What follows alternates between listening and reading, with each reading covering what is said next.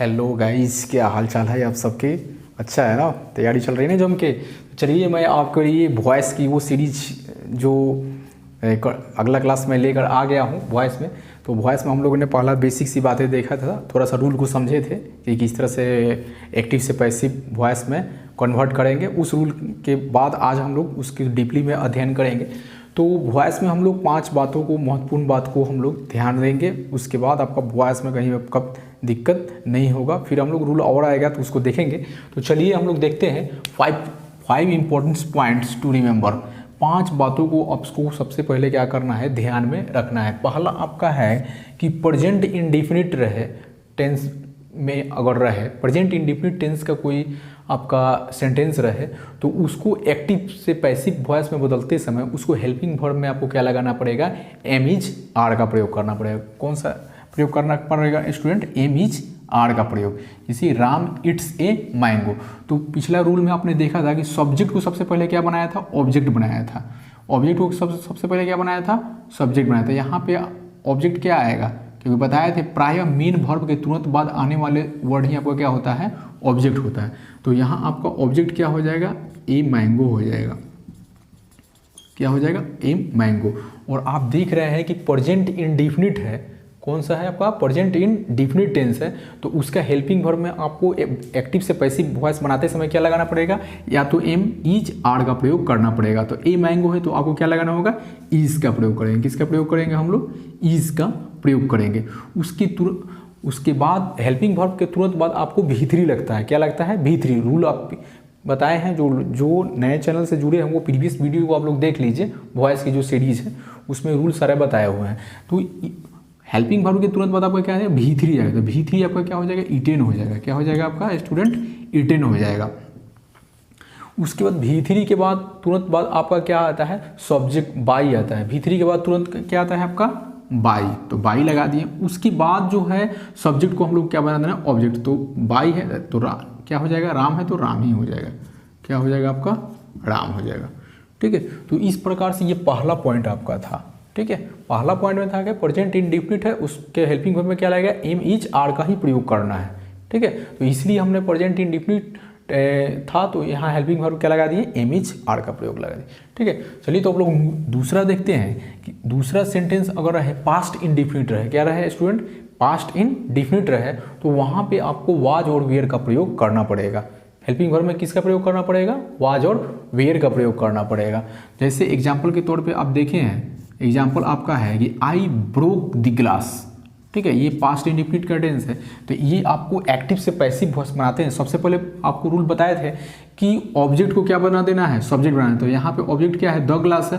तो the glass आपको क्या करना होगा, सब्जेक्ट बनाना पड़ेगा, द ग्लास। इसके साथ आपको क्या हेल्पिंग वर्ब लगेगा बताइए। अब तो चमक गया होगा ना, आपको लग रहा है सर अब तो बता ही ना देंगे। यहाँ पे आपको हो गया सब्जेक्ट, इसके साथ हेल्पिंग वर्ब क्या लगता है पास्ट इंडेफिनिट में, तो हेल्पिंग वर्ब वाज या वेयर। तो ग्लास है तो क्या लगेगा आपका, वाज। क्या लगेगा, वाज। उसके बाद वर्ब का तीसरा रूप लग जाता है, ब्रोक है तो क्या हो जाएगा, ब्रोकन हो जाएगा। क्या हो जाएगा, ब्रोकन हो जाएगा। उसके बाद क्या लगेगा, तुरंत बाद बाई लगेगा। उसके बाद क्या है, सब्जेक्ट को क्या बना देना होगा, ऑब्जेक्ट बनाना था। आई है तो आई का ऑब्जेक्टिव रूप क्या होता है, मी होता है। आई का ऑब्जेक्टिव रूप आपका क्या होता है, मी होता है। तो मी हम लोग लिख देंगे। ठीक है, तो ये आपका था जी दूसरा पॉइंट जिसको याद करना था। तीसरा आपका पॉइंट है कि फ्यूचर इंडेफिनिट। कौन सा आपका है, फ्यूचर इंडेफिनिट। तो फ्यूचर इंडेफिनिट में आपको क्या करना है, उसमें केवल बी लगाना। हेल्पिंग वर्ब में क्या लगा देना है, बी लगा देना है। तो यहाँ आप एग्जांपल देख रहे हैं कि I shall help you, I shall help you. तो इसको अगर हम लोग एक्टिव से पैसिव वॉइस बनाएंगे तो वही पूर्ववर्ती रूल आपका चलेगा। ऑब्जेक्ट को क्या बनाना है, सब्जेक्ट। तो यहाँ ऑब्जेक्ट कौन होता है, जो हेल्प मेन वर्ब के तुरंत बाद आने वाले हो। तो मेन वर्ब आपका क्या है, हेल्प है, उसके तुरंत बाद क्या आ रहा है, यू आ रहा है। इसका मतलब क्या हो गया, ऑब्जेक्ट आपका यू हो जाएगा। तो यू यहाँ से ऑब्जेक्ट को हम लोग क्या बना लिए, सब्जेक्ट बनाए। तो यू के साथ क्या लगेगा, सेल लगेगा या विल लगेगा, तो विल लगेगा। उसके बाद यहाँ पे देख रहे हैं इसके साथ क्या लगेगा, बी का प्रयोग होता है। क्या लगेगा आपका, बी। उसके बाद वर्ब का तीसरा होता है, हेल्पेड हो जाएगा। उसके बाद तुरंत बाद क्या लगेगा, बाई लगेगा। और उसके बाद सब्जेक्ट को ऑब्जेक्ट बना देता है। आई है तो उसके बदले में हम क्या कर देंगे, मी कर देंगे। तो इस प्रकार से हमारा बन गया। एक चीज़ और आपका यहाँ पे है, रूल नंबर पॉइंट 4 आपको रिमेंबर करना है कि प्रेजेंट रहे चाहे पास्ट इम्परफेक्ट रहे, ठीक है। प्रेजेंट रहे तो पास्ट इम्परफेक्ट रहे, उसके साथ हेल्पिंग वर्ब में क्या लगा देना है, बीइंग का प्रयोग करना है। किसका प्रयोग करना है, बीइंग। जैसे एग्जांपल में I am writing a letter today, तो यहाँ देख रहे हैं कि प्रेजेंट इम्परफेक्ट है, ठीक है। और यहाँ है दे वेयर डूइंग इट, तो यहाँ क्या है, पास्ट इम्परफेक्ट है। ध्यान दे रहे हैं, प्रेजेंट रहे चाहे पास्ट इम्परफेक्ट, दोनों में से कोई रहे, उसके अंत में उसके हेल्पिंग वर्ब में क्या लगा देना है, बीइंग का प्रयोग कर देना है।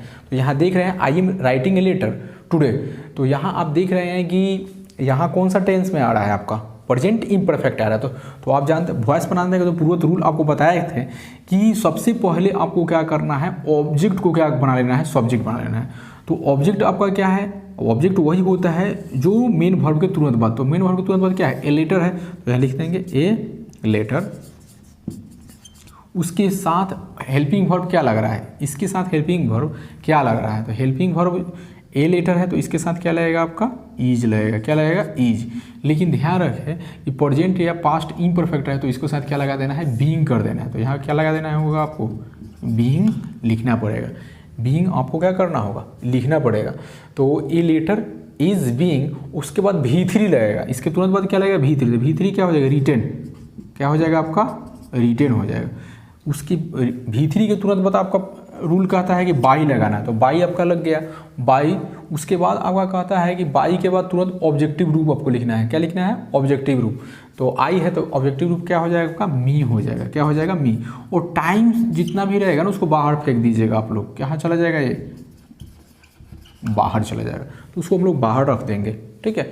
तो ये आपका हो गया प्रेजेंट इम्परफेक्ट। चलिए हम लोग पास्ट इम्परफेक्ट की बात करते हैं, ठीक है। पास्ट इम्परफेक्ट, तो यहाँ आप देख रहे हैं कि दे वेयर डूइंग इट, तो यहाँ पे ऑब्जेक्ट आपका क्या हो जाएगा, तो आप समझ गए होंगे, क्योंकि आप जानते हैं कि वर्ब प्रायः मेन वर्ब के तुरंत बाद आने वाला वर्ड ही आपका क्या होता है, ऑब्जेक्ट होता है। तो सबसे पहले ऑब्जेक्ट को हम लोग चुन लेते हैं, बस यहीं से आपका एक्टिव टू पैसिव आराम से बन जाएगा। तो ऑब्जेक्ट चुने तो क्या आ गया, आपका इट आ गया, और इट आया तो इसके साथ हेल्पिंग वर्ब क्या लगेगा, वाज लगेगा। क्या लगेगा, वाज। वाज के साथ, लेकिन यहाँ पे आप कह रहा है इंपॉर्टेंट पॉइंट चौथा कह रहा है कि प्रेजेंट या पास्ट इम्परफेक्ट है, इसके साथ क्या लगा देना है, बीइंग लगा देना है। तो इट वाज क्या लगा देंगे, बीइंग लगा देंगे। क्या लगा देंगे आपको, बीइंग। बीइंग के बाद वर्ब का तीसरा रूप लगाना था, वर्ब या डूइंग है तो तीसरा रूप क्या हो जाएगा, डॉन हो जाएगा। क्या हो जाएगा, यहाँ पे डॉन हो जाएगा। उसके बाद बाई का प्रयोग करेंगे, बाई के बाद क्या है, दे है, तो क्या हो जाएगा यहाँ पे देम हो जाएगा। क्या हो जाएगा, देम। तो इस प्रकार से ये आपका हो गया। ये आपका और है, कह रहा है कि किसी भी परफेक्ट में, अगला पांचवा और अंतिम आपका रिमेंबर पॉइंट्स आपको रखना है, पॉइंट्स को, कि किसी भी परफेक्ट में आपको उसमें क्या लगा देना है, बीन का प्रयोग करना है। चाहे वो प्रेजेंट का हो, चाहे वो पास्ट का हो, चाहे वो फ्यूचर का हो, किसी भी परफेक्ट रहे तो आपको यहाँ पे बीन का प्रयोग करना है। तो यहाँ परफेक्ट तक ही हम लोग एक्टिव से पैसिव कर सकते हैं।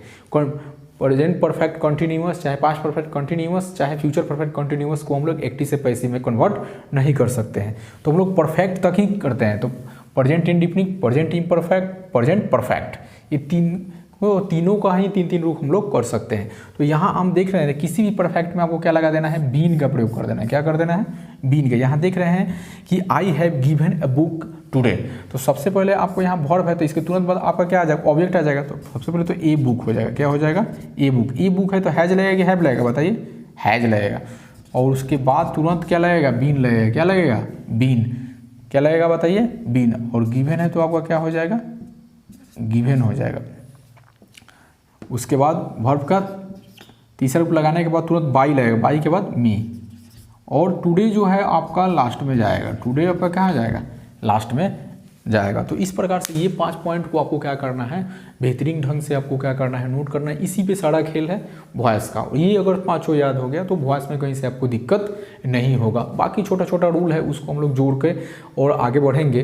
फिलहाल ये 5 रूल को आप लोग देखिएगा। पहला है प्रेजेंट इंडेफिनिट, उसके बाद है प्रेजेंट इम्परफेक्ट, उसके बाद है प्रेजेंट परफेक्ट। 3 इसका हो गया, 3 उसका, 3 नौ को हम लोग चर्चा करेंगे। और एक एक एग्जाम्पल हम लोग देख लिए हैं, फिर भी हम लोग आगे और एग्जाम्पल को क्या करेंगे, देखेंगे।